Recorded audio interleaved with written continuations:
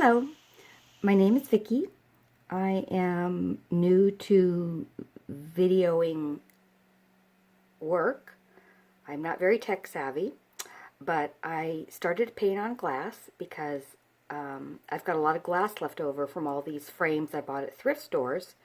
I've got about 40 paintings in my office that I did a couple years ago, and I like to try new things.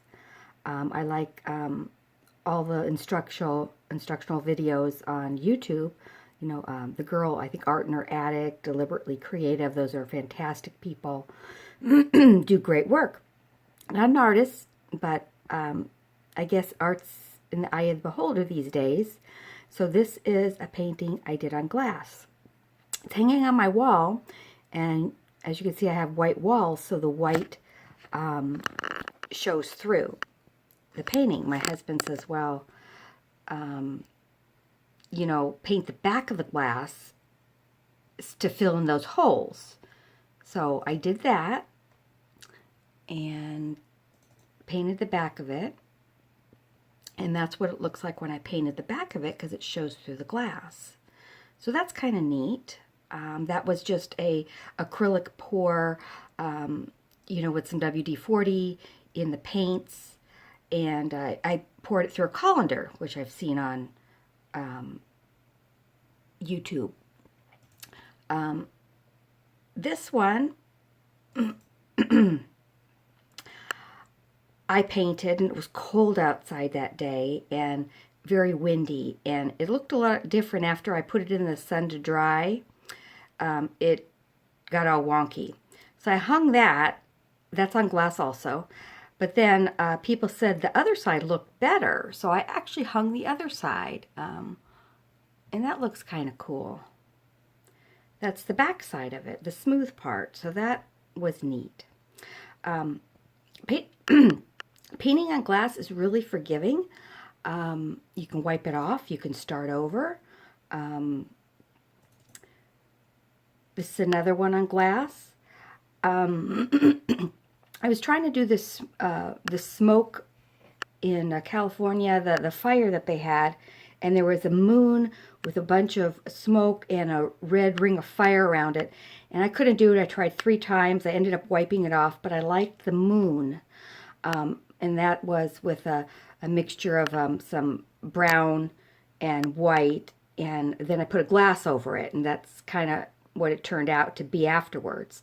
On the bottom half, I tried to do green, like a, you know, moonlight illuminating a yard or something, and the green looked terrible.